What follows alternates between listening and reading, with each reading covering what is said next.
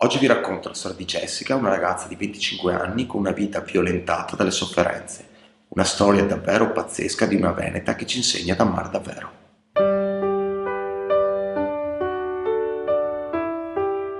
Non sai mai che tipo di dolore si nasconda dietro la luce degli occhi. Questa è la storia di Jessica Gialdesi, nata in provincia di Padova da due genitori tossicodipendenti. È venuta al mondo con un respiro e un urlo soffocato. Nel sangue rischiava di esserci l'eroina. Una bella battaglia questa. È una bella battaglia, sì. Quando sono nata mamma e papà purtroppo erano entrambi tossicodipendenti, due ragazzi giovani con grandi difficoltà. Mamma mi ha lasciato in ospedale e papà ha iniziato a prendersi cura di me. Ma le difficoltà erano grandi, erano importanti, e soprattutto quando per i primi miei anni di vita non ho visto papà e neanche la mamma perché erano nelle comunità, tutti e due. Però per fortuna ho avuto i nonni che si sono sempre presi cura di me e che mi hanno insegnato qual è l'amore vero, quello che non conosce limite, quello che va oltre ogni difficoltà. Io spesso uso questa frase, il nonostante tutto. Nonostante tutto cerchiamo di ricostruirci insieme un passo alla volta. Sono diventata mamma a 18 anni e sono sorella e genitore affidatario insieme al mio compagno dei miei 3 fratelli da più di 2 anni. E se ti chiedessi quanti anni è che ti senti? Ma vecchietta per la pesantezza di questi anni, perché sono stati tanto intensi, perché non ho vissuto la mia adolescenza, la mia infanzia. Mi sono sempre dovuta rivelare con un'età diversa rispetto alla mia età anagrafica, perché avevo un vuoto di 6-7 anni nella mia testa, perché non avevo ricordi di quando ero bambina. Quello che vedi, tipo la famiglia della Mulino Bianco, no? E inizi a vedere quello che invece ti manca quando ti siedi a tavola e vedi che non c'è la mamma, che non c'è il papà, se ci sono non stanno bene, e inizi a sentirti diverso e sbagliato, e inizi a capire che forse questo mondo per te un posto non ce l'ha. E quando è che hai cominciato a pensarlo questo? A 14 anni, per me l'adolescenza è stato il buio. A 6 anni quando si sono rimessi insieme per me, loro hanno sempre detto che hanno provato a fare questo per darmi quello che mi era sempre mancato. Però c'erano delle cose che non avevano ancora risolto, non avevano ancora fatto pace con loro stessi, secondo me. E a 6 anni vidi il primo davanti a me, la mia mamma tentare il suicidio. È successo che avevano appena litigato e Quindi tu li vedevi spesso litigare? sì, era normale, era quella la normalità. E l'ho cercata in tutte le stanze dell'appartamento, anche se era piccolino, non riuscivo a trovare. Mi ero dimenticata solo del bagno e la mamma era lì, con un asciugamano tra le braccia e per terra. Io non capivo cos'era, non capivo se erano i miei acquerelli, da bambino cosa vai a pensare? Mamma tenta di suicidarsi, si salva, Mhm, quindi ne esce, esatto. e poi? E poi mamma scappa di casa e inizia tutto da capo. Poi a 10 anni, gli anni passarono e non vidi più mia mamma. E papà conobbe un'altra ragazza che si innamora e dalla quale nascono i miei 3 fratelli. E per me inizia ad arrivare il buio perché da adolescente inizia a farti le domande, inizia a crescere, a chiederti tante cose e inizia a vedere tutto intorno a te che non ha un ordine, non ha un perché. Quindi cominciano le liti anche tra papà e la nuova compagna. Esatto. Era come se la mia vita, quella che avevo vissuto io da bambina, stesse ritornando nello stesso modo, un disco rotto che continua a girare e continua sulla stessa traccia. Che per bloccare tutto il casino che c'era fuori dalla porta della mia camera, io ho iniziato a studiare tanto, perché così io studiavo sempre a voce alta e in questo modo il suono della mia voce bloccava tutto quello che succedeva fuori, ma c'erano le mie insegnanti.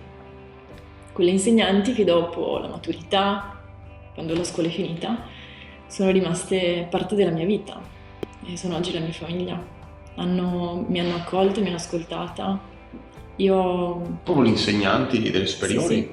Un'insegnante delle superiori è la madrina di mia figlia, l'ha tenuta al battesimo. A 14 anni tu conosci Carlo. Sì. Carlo ha 20 anni, tu ne hai 14 e mezzo. Esci di casa e vai a abitare con Carlo. Mm-hmm. Se tu a 17 anni perdi una bambina. E l'avevo sempre prescelta, l'avevo voluta e ce l'avevamo voluta insieme. Anche se ero piccolina, ma avevo È una bisogno... morte spontanea. Sì. A 18 anni invece finalmente nasce Emily, che forse rappresenta la tua definitiva rinascita. Sì. Alla maturità la mia tesina, il mio titolo della tesina era l'istruzione la più valida difesa per la libertà, perché in qualche modo io dentro di me avevo capito che potevo fare qualcosa per trovare la mia libertà anche dove non c'era. La mamma dei miei fratelli scappa di casa. Sì. I ragazzi restano, i bambini restano da soli con il papà e la situazione precipita. Il papà inizia a non stare bene, inizia a rifugiarsi nell'alcol. Avevo capito che era arrivato il momento di dare ascolto ai bambini e ai ragazzi e che loro erano la priorità in tutta questa situazione. Dopo 2 anni che la mamma dei bambini era via di casa, arriva la notizia che il corpo era stato trovato privo di vita. 1 anno più tardi chiamano me per dirmi che si era suicidata la mia mamma. Quindi noi siamo 4 fratelli e in 1 anno abbiamo perso 2 mamme. Quando ho perso una mamma ho toccato l'inferno, io non sapevo più chi ero. Avevo 22 anni, mi hanno chiesto la prima volta: ma tu che bisogno hai, Jessica? Io non sapevo rispondere, non sapevo più chi era Andrea.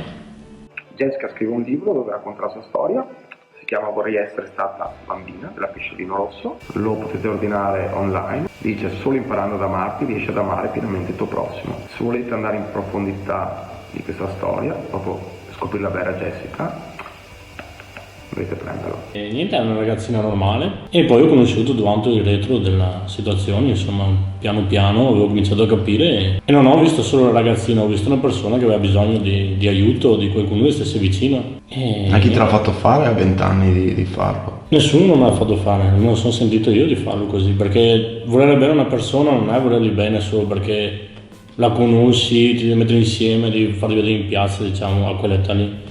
Però io volevo bene perché era entrato dentro di me, insomma, dentro il mio cuore, ecco. La vedevo come una persona da aiutare, da salvare. Qual è la cosa più importante in una coppia, secondo te? Parlarsi tanto. Quindi Parlarsi, la comunicazione. La comunicazione e affrontare i discorsi insieme. Quello che siano belli, che siano brutti, ma affrontarli insieme un passo alla volta. La solita frase: ma tu non mi capisci, ma se non si parla non si può capire. Bisogna venirsi incontro, parlarsi, che sia qualsiasi cosa. Io direi più vita, perché mi sta insegnando tante cose che magari io avevo scontato. E avere una difficoltà così, cioè, non è facile. Quindi delle volte dico sì che sono fortunato, però vedo lei che mi dà tanto da imparare alla fine. È la verità. Il percorso dell'affido è iniziato a ottobre 2018, quando insieme abbiamo chiesto in affido i ragazzi. Per fortuna è andata bene, anche perché ti immagini una coppia così giovane. Ci siamo privati di qualcosa, è vero, non faremo l'aperitivo delle 6, non andremo in discoteca. E se tu mi chiedi quanti anni ho io, te ne dico che ne ho 14. Sì. Perché sono il papà di Emily, però sono l'amico non sono il papà loro, perché non posso essere il papà sostitutivo. Però sono un migliore amico, cioè se loro vogliono, se io sono qua sul divano sono io che vado a istigarli.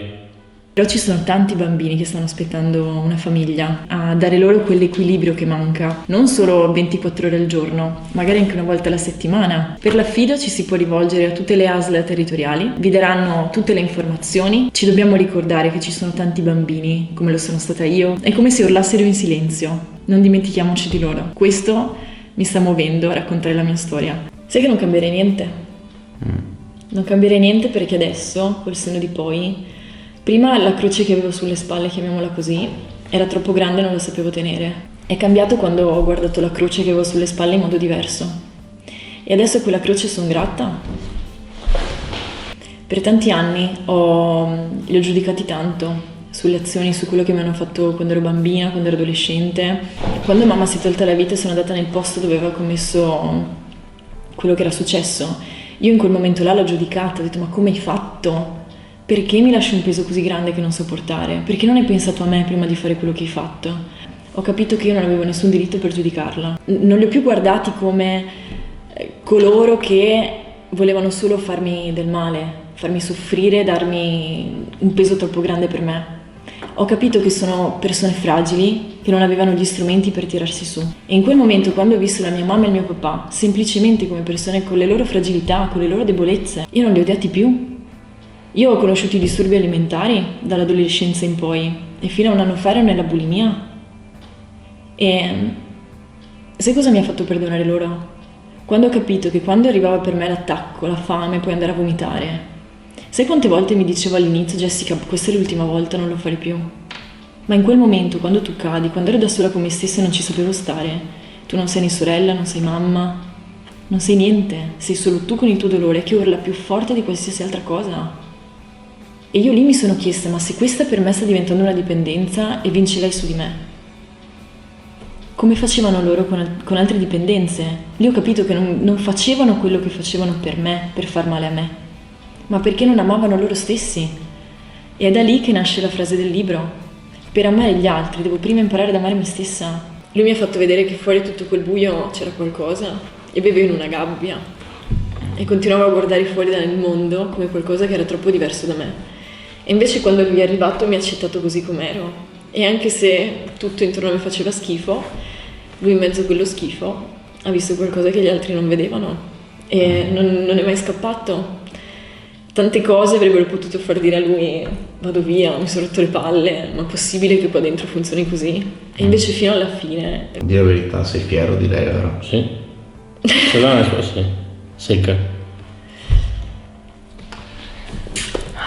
La frase che voglio dire è che non è mai troppo tardi per ricominciare.